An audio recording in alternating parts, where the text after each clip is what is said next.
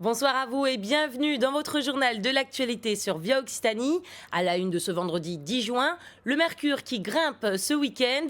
Il fera très chaud sur toute la région Occitanie, mais les plus grosses chaleurs devraient surtout concerner le sud-est de la région.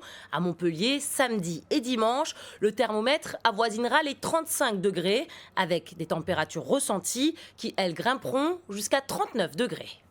On a vraiment de l'air chaud qui remonte de l'Espagne, qui va donc envahir progressivement notre région. On restera bien évidemment en dessous des seuils de canicule, mais on aura forcément de fortes chaleurs attendues durant ce week-end. Et ces fortes chaleurs vont s'accentuer durant la journée de dimanche. On pourrait frôler les 35 degrés sur Montpellier. La semaine prochaine, on gardera ce temps chaud, très estival, les températures qui baisseront un peu, mais qui resteront tout de même très agréables pour la saison, hein. Toujours des valeurs autour de 30 degrés quasiment sur toute la région, entre lundi et mercredi prochain. Cette vague de chaleur devrait se maintenir la semaine prochaine. Et avec la chaleur, justement, il faut économiser l'eau face à la menace de sécheresse. C'est la décision de certains départements d'Occitanie. Les fortes chaleurs ont déjà asséché des cours d'eau.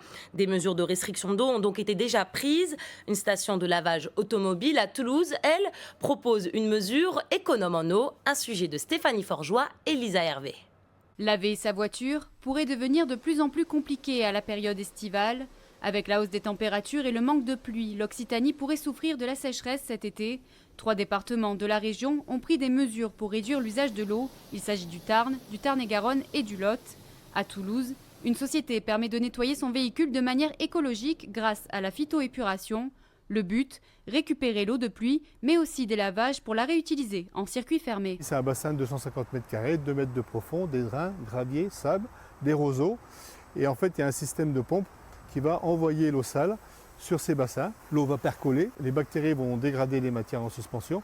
Et à la sortie, on a un système qui filtre au niveau qualité eau potable à la sortie. Voilà. Cette eau propre, elle est à nouveau stockée dans une grande cuve qui est sous mes pieds, 15 000 litres. Et on va la réutiliser, la renvoyer dans le système de lavage. Pour rappel, pendant ces périodes de restriction, il est interdit de laver son véhicule chez soi sous peine d'une amende pouvant aller jusqu'à 450 €. Et véhicules encore, diesel ou essence, la question ne se posera bientôt plus. Les eurodéputés ont voté. La vente de véhicules thermiques neufs sera interdite à partir de 2035 dans l'Union européenne. Cette nouvelle étape dans la transition écologique doit permettre à l'UE d'atteindre la neutralité carbone d'ici 2050. Reportage de Léo Riberol. L'avenir de l'automobile passera par l'électrique, malgré encore certains freins à l'achat. La fabrication serait peut-être plus polluante qu'une voiture ordinaire, mais d'un autre côté, la consommation est moins polluante que celle qui utilise un carburant fossile. Elle est chère à l'achat.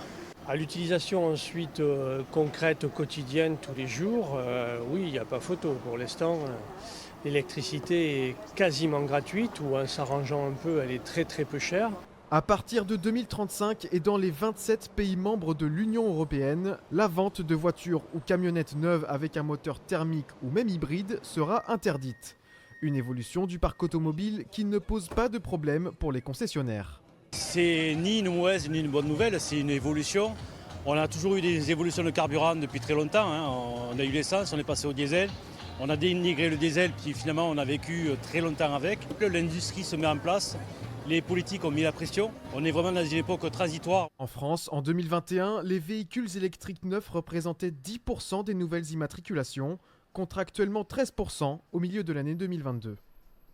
Et certains constructeurs de luxe comme Ferrari ou Lamborghini ont obtenu, eux, une dérogation jusqu'à 2036. Les élections législatives approchent avec le premier tour ce dimanche 12 juin. En 2017, l'Occitanie était sur le podium des régions qui votaient le plus en France. Mais le Gard, lui, faisait office de mauvais élève avec le taux de participation le plus faible de la région, avec seulement 48% de votants.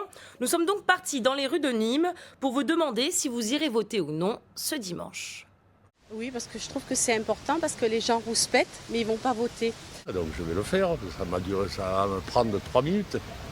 Je me sens totalement concernée puisqu'il s'agit d'élire des parlementaires, donc des gens qui parlent pour nous et à travers nous. Donc oui, complètement. Je trouve que c'est le moyen le plus démocratique que le peuple a de s'exprimer. Non, je n'irai pas voter dimanche. Et pourquoi? J'ai pas d'avis précis pour aller voter et c'est pas une priorité pour l'instant pour moi.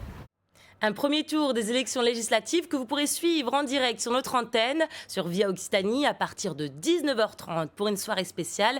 Et c'est ainsi que s'achève ce journal, mais restez sur notre antenne, car l'actualité, elle, continue sur Via Occitanie.